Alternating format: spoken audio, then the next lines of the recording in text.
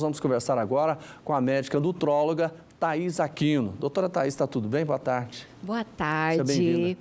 Muito obrigada, Jodevar. Boa tarde a todos os telespectadores do Jornal TJ. Sempre um prazer estar aqui com vocês. As pessoas tomam muito remédio por conta própria para emagrecer? Mais do que você imagina, porque as pessoas querem usar o remédio que deu certo para a amiga, que deu certo para a vizinha, e não quer dizer que vai dar certo para essa pessoa, né? E também tem muitas informações nas redes sociais, muitos remédios que estão na moda, e com isso, com esse tipo de atitude, elas não pensam nos malefícios que isso pode causar. Vamos pegar esse ponto aí. Por que o remédio que deu certo para a amiga não pode dar certo para outra pessoa? Porque existem diferentes tipos de fome. Existe a fome que ela é emocional. Para essa fome emocional, é um tipo de remédio que eu, como profissional, vou indicar. Existe o distúrbio da saciedade, que é aquela pessoa que come e ainda percebe que não está saciada. Esse é outro tipo de medicamento. Existe o transtorno de compulsão alimentar. Então, o paciente ele deve ser avaliado individualmente. A prescrição médica ela é personalizada. Nós somos seres únicos e precisamos ser tratados como seres únicos. Agora, doutora, a gente vê muita publicidade também, dizendo, olha, esse medicamento aqui, esse produto, ele emagrece. E qual é o risco da pessoa utilizar um medicamento como esse? Um medicamento não, um produto, vamos dizer assim. Esses medicamentos, eles podem causar riscos cardiovasculares, porque eles podem aumentar pressão arterial, eles podem causar taquicardia, e se o indivíduo já tem uma doença cardiovascular de base, ele pode ter uma complicação. Outro risco, distúrbios psiquiátricos. Medicamentos para emagrecer podem potencializar sintomas depressivos e sintomas de ansiedade. E um risco que é muito frequente, dependência química. O médico que prescreve o remédio, ele sabe o momento de entrar com o remédio e ele também sabe o momento de retirar, porque alguns medicamentos devem ser feito desmame para retirada. Agora, nesse caso aí, esse tipo... A senhora trata como medicamento ou como produto? A gente pode deixar bem claro. Podemos falar como medicamento, sim. Medicamento, por exemplo. Às vezes, as pessoas compram e utilizam e emagrecem muito rápido, né? Depois para, aí engorda de novo. Como é que funciona isso? Risco. O maior risco é de reganho. Por quê?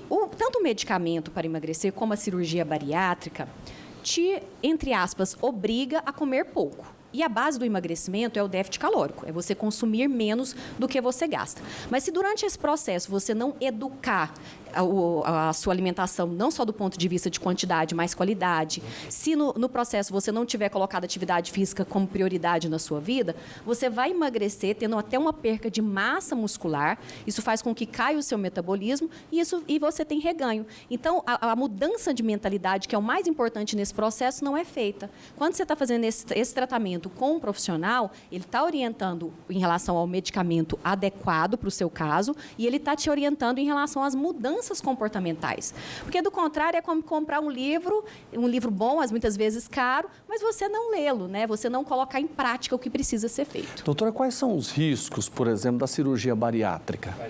A cirurgia bariátrica, ela diminui uma parte do trato gastrointestinal para que a pessoa coma menos. Com isso, ela não vai ter a mesma capacidade de absorção dos nutrientes que aquela pessoa que não fez a cirurgia. Aí, o que é muito comum? Essa pessoa faz a cirurgia, percebe que está emagrecendo, ela para de procurar um profissional e não faz a reposição adequada das vitaminas. Aí logo ela já está com queda de cabelo, com as unhas fracas, logo ela está com uma deficiência de ferro grave, e a deficiência de ferro pode levar a fadiga, pode levar a sintomas muito mais graves. Pode ser uma boa indicação, mas tudo tem que ser indicado.